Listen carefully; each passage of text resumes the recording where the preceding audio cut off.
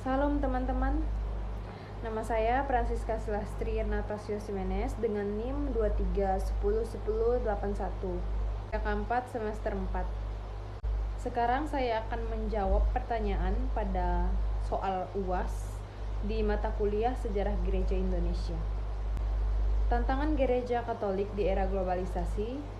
Yang pertama, relativisme moral dan krisis nilai, seperti gaya hidup yang individualisme, hedonisme, dan materialisme. B. Sekularisme dan penurunan spiritualitas. C. Kemajuan teknologi dan media sosial. D. Pluralitas budaya dan agama. E. Konsumerisme dan gaya hidup yang instan. Adapun hambatan yang dihadapi dalam Gereja Katolik di era globalisasi: A. Kurangnya kaderisasi dan pemimpin gereja lokal. B. Tantangan sosial ekonomi. C. Resistensi terhadap perubahan. Adanya peluang gereja Katolik di era globalisasi. Yang pertama, evangelisasi digital. Yang kedua, dialog antar agama dan budaya. Yang ketiga, kesadaran sosial global. Yang keempat, mobilitas internasional umat. Yang kelima, peningkatan kesadaran spiritual di tengah krisis. Jawaban yang kedua, perkembangan gereja Katolik di Indonesia di era kontemporer. Yang pertama, peningkatan keterlibatan kaum awam. Yang kedua, kontekstualisasi iman dan budaya lokal. Yang ketiga, C. Kiprah dalam pendidikan dan sosial. D.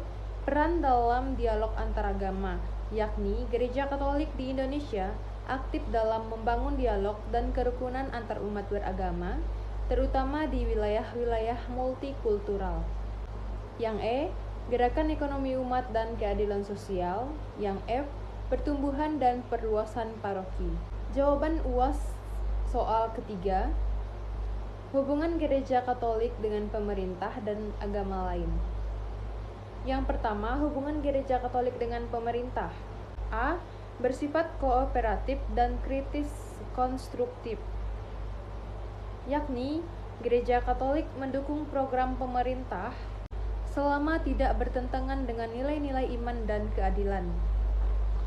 B. Kerjasama di bidang sosial dan pendidikan, yakni Gereja Katolik turut berperan dalam menyediakan sekolah-sekolah Katolik, seperti dari TK hingga universitas. C. Menjaga Pancasila dan NKRI, yakni Gereja Katolik mendukung penuh ideologi Pancasila dan semangat kebinekaan. Adapun hubungan Gereja Katolik dengan agama lain. A. Dialog antaragama, adanya forum seperti FKUB, yaitu Forum Kerukunan Umat Beragama. B. Kerjasama sosial dan kemanusiaan, contohnya adanya bantuan bencana alam, kampanye toleransi, dan donor darah lintas komunitas. C. Pendidikan dan formasi multikultural. D. Menghindari konflik dan memperkuat dialog, yakni saling memahami dan menghargai perbedaan.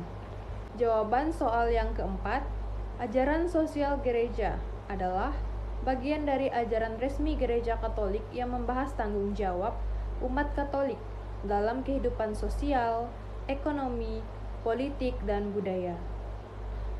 Ajaran sosial gereja atau disingkat ASG didasarkan pada kitab suci atau Alkitab, tradisi gereja, dokumen-dokumen resmi gereja seperti ensiklik, surat apostolik, dokumen Konsili Vatikan II, dan sebagainya, serta pengamatan dan analisis terhadap situasi sosial masyarakat.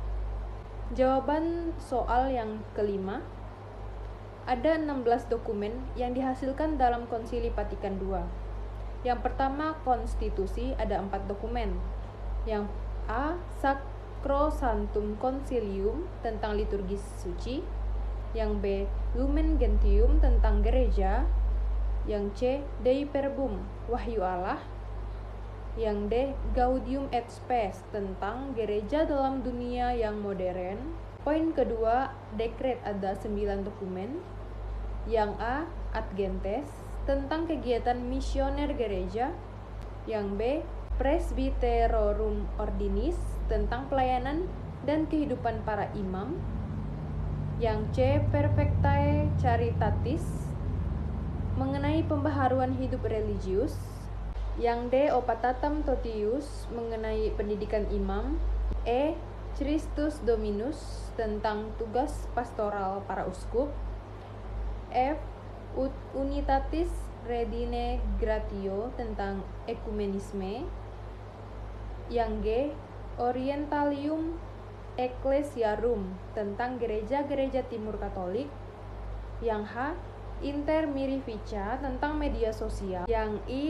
Apostolicam Actuositatem, tentang kerasulan awam. Poin ketiga, deklarasi terdapat 3 dokumen.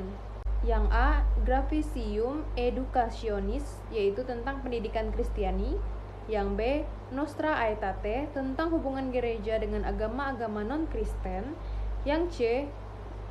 Dignitatis Humanae, tentang kebebasan beragama. Sekian penjelasan singkat jawaban saya dari soal UAS. Saya ucapkan terima kasih. Tuhan Yesus memberkati.